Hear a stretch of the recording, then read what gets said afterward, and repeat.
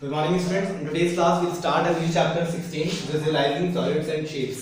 देखिए बहुत ज़्यादा टफ चैप्टर नहीं है, बहुत सिंपल चैप्टर है। हम लोगों ने इसके बारे में क्लास में पढ़ा था कि कौन से ऐसे शेप्स होते हैं कि जिन जो पॉलीहेड्रन के शेप में होते हैं, किसके कितने किस शेप के कितने फेसेस होते हैं, एजेस होते हैं, वर्टिसेस होते हैं। तो ये सब हमने पढ़ा था, ठीक है।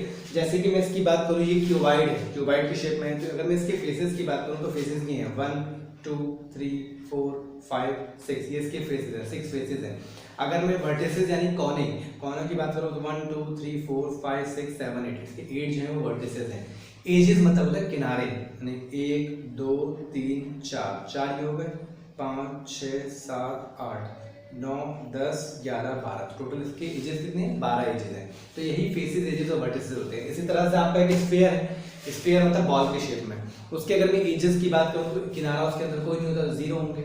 इसी तरह से मैं आपका वर्टिसेस की बात करूँ तो उसमें कोना भी कोई नहीं होता है, वो भी 0 होंगे। लेकिन अगर फेस की बात करूँ तो उसका पूरा फेस जो होगा वो 1 होगा।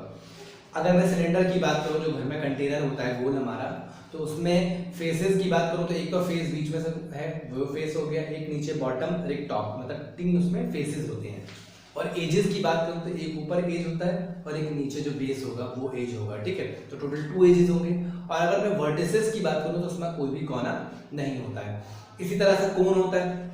कोन के बारे में हमने पढ़ा है, कोन जो होता है वो बर्थडे कैप जो होता है। अगर मैं उसकी बात करूँ तो उसमें फेस एक ही है, जो बीच में से है, जो बीच में से नीचे से तो हॉलो है, खाली है वो, तो फेस एक होता है। उसमें वर्टेक्स यानी कोना भी एक ही होता है जो ऊपर निकला होता है, और एज भी एक होता है जो हमारे सर के ऊपर रखा होता है। इसी तरह से फेसेस, एजेस और वर्टिसेस होते हैं। लेकिन इन सभी शेप्स को जो है हम पॉलीहेड्रन नहीं बोल सकते। पॉलीहेड्रन वही शेप होता है जो कि जब हम उसको ईलर्स फॉर्मूले में वैल्यू को पुट करें तो उसके वेरिफिकेशन करें तो बोथ साइड इक्वल आनी चाहिए। देखिए सबसे पहले तो आपको बता दूं ईलर्स फॉर्मूला क्या होता है। ईलर्स फॉर्मूला आपका होता है F plus V minus E equal to 2। ऐसे लिख सकते हैं या फिर इसको ऐसे भी लिख सकते हैं हम F plus V equal to 2 plus E। बस मैंने किया क्या है, E को दर्शित कर दिया। तो आप इसमें भी रख के वेरीफाई कर सकते हैं। जैसे कि अगर मैं क्यूब या क्यूबाइड की बात करूं, अगर मैं क्यूब और क्यूबाइड दोनों किसी भी शेप की बात करता हूं तो दोनों में same faces, same edges, same vertices होते हैं। फेसेस होते हैं उसके अंदर हमारे 6, एजेस होते हैं हमारे 12 और वर्टिसेस होते हैं 8, ठीक है। तो अगर मैं फॉर्मूले में उसको पुट करता हूं तो फेसेस मेरे पास कितने हैं 6 प्लस वर्टिसेस कितने हैं हमारे पास 8, 2 प्लस एजेस कितने हैं हमारे पास 12। तो 8 6 कितना हो गया 14, 12 और 2 कितना हो गया 14। तो अगर ये दोनों साइड इक्वल आ गई तो इसका मतलब ये जो भी शेप होगा वो पॉलीहेड्रन का शेप होगा। अगर उसके वेरिफिकेशन में इक्वल नहीं आते तो पॉलीहेड्रन का शेप नहीं होगा। जैसे कि मैं कोन की बात करूं अगर, तो कोन पॉलीहेड्रन का शेप नहीं है क्योंकि उसमें लाइन सेगमेंट, उसमें कर्व आ गया। उसके अंदर जिस किसी भी शेप के अंदर कर्व्ड लाइन आ जाए तो वो पॉलीहेड्रन नहीं हो सकता। जैसे कि कोन में भी कर्व्ड लाइन आएगी, या अगर हम सिलेंडर की बात करूं सिलेंडर में भी कर्व्ड आएगी, और स्फीयर में तो कर्व्ड होता है, वो पूरा कर्व्ड ही होता है शेप, ठीक है। तो वो सब पॉलीहेड्रन की शेप नहीं हो सकते। जैसे कि मैं आपको पुट करके दिखाता हूँ, कोन के जो होते हैं या सिलेंडर की बात करते हैं, सिलेंडर में जो फेसेस होते हैं वो 3 फेसेस होते हैं, एक टॉप, एक बॉटम और एक बीच में से गोल। और वर्टिसेस की बात करो तो उसमें 0 होते हैं, कोई वर्टेक्स नहीं होता, ठीक है। और एजेस की बात करो तो वो भी 2 होते हैं, एक ऊपर और एक नीचे। तो इसमें अगर मैं वेरीफाई करूंगा तो फेसेस 3 है, वर्टिसेस 0 है, इक्वल टू 2 प्लस एजेस कितने हैं 2। तो 3 प्लस 0 3 और 2 प्लस 2 4, इक्वल नहीं है तो इसका मतलब ये पॉलीहेड्रन का शेप नहीं हो सकता। पॉलीहेड्रन का शेप तभी होगा जब ईलर्स फॉर्मूले के अंदर हम उसको वेरीफाई करें तो left hand side equal to right hand side होना चाहिए, तभी वो पॉलीहेड्रन का शेप हो सकता है। दूसरी चीज, अब कभी कभी ऐसा होगा जैसे फेसेस दे दिए, एजेस दे दिए, वर्टिसेस आपसे पूछ लिया, तो उसमें कोई प्रॉब्लम नहीं है, हमारे पास फॉर्मूला तो है, यहाँ से पूछ रहे हैं। तो अभी तक जो हम क्वेश्चन कर रहे थे वेरिफिकेशन कर रहे थे, मतलब फेसेस, एजेस और वर्टिसेस गिवन होते हैं, हम उसमें सिर्फ करते क्या है, उसमें वेरीफाई चेक करते हैं क्या वो लेफ्ट हैंड साइड और राइट हैंड साइड इक्वल है या नहीं है।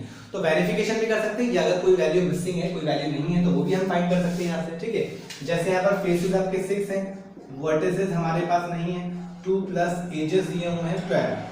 तो हम यहाँ पर क्या करेंगे, वर्टिसेस इक्वल टू पहले 12 प्लस 2 कितना हो जाएगा 14, और 14 के पास जाकर 6 आपका जाकर माइनस हो जाएगा, तो वर्टिसेस इक्वल टू 8। इस तरह से हम वैल्यू कोई भी अगर फेसेस, एजेस, वर्टिसेस में कोई भी एक वैल्यू गिवन नहीं है तो हम थर्ड वैल्यू जो है उसकी फाइंड कर सकते हैं।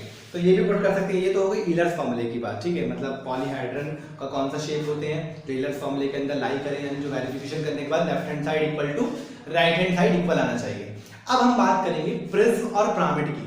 देखिए प्रिज्म और पिरामिड में क्या होता है, ये प्रिज्म वो शेप होते हैं, बहुत ध्यान से सुनना, प्रिज्म वो शेप होते हैं जिनके टॉप और बेस कॉन्ग्रेंट हो। कॉन्ग्रेंट मतलब एक जैसे, जैसे कि मैं इसकी बात करूं, इस डस्टर की बात करूं, तो अगर मैं इसका टॉप देखता हूं ये और नीचे बॉटम देखता हूं, बिल्कुल एक जैसा है, डिफरेंट नहीं है, ठीक है। तो ये क्या है, ये एक प्रिज्म का शेप है। ये ऐसे देखूं तब भी ये टॉप एक ऐसा ही है, बॉटम भी ऐसा ही है, एक जैसा है, बिल्कुल सेम टू सेम होने का मतलब ये है कि ये क्या है, ये आपका प्रिज्म है। अब पिरामिड में क्या होता है, अब हाँ ये हो सकता है कि मान लिया ये थोड़ा बड़ा है फेस, ये थोड़ा छोटा है, तब भी ये प्रिज्म ही होगा। ये जरूरी नहीं है कि बिल्कुल मेजरमेंट भी एक जैसी होनी चाहिए, मतलब शेप एक जैसा होना चाहिए। अब मान लिया कोई ऊपर ऐसा शेप हो, ऊपर से तो बन रहा है ट्राइंगल, नीचे से बन रहा है स्क्वायर, तो वो आपका प्रिज्म नहीं होगा। अगर वो ऊपर से भी ट्राइंगल है, नीचे से भी ट्राइंगल है, चाहे ट्राइंगल छोटा बड़ा है, तो वो आपका प्रिज्म हो जाएगा, ठीक है। लेकिन पिरामिड में क्या होता है, पिरामिड में ऐसा नहीं होता है। पिरामिड में टॉप और बेस जो होते हैं कॉन्ग्रुएंट नहीं होते, एक जैसे नहीं होते। जैसे इसकी बात करूं मैं, देखिए इसका नीचे से शेप कुछ और है, ऊपर से शेप कुछ और है, तो ये आपका प्रिज्म है। अभी क्लियर हुआ आप लोगों को, पिरामिड सॉरी ये पिरामिड है, सॉरी बाय मिस्टेक बोल गया मैं, तो ये पिरामिड है। पिरामिड में टॉप और बेस कॉन्ग्रुएंट नहीं होते हैं, अलग अलग होते हैं। प्रिज्म में हमेशा टॉप और बेस एक जैसे होते हैं। जैसे अभी यहाँ पर देखिए ये और ये एक जैसा है, तो ये आपका क्या है, प्रिज्म है अभी, और अब जो है ये वो क्या है, ये पिरामिड है। तो यही डिफरेंस होता है प्रिज्म में और पिरामिड में। देखिए कुछ आप लोगों ने पिरामिड पढ़े भी होंगे, कुछ पिरामिड ऐसे होते हैं जो ट्रायंगुलर बेस होते हैं, मतलब ऊपर से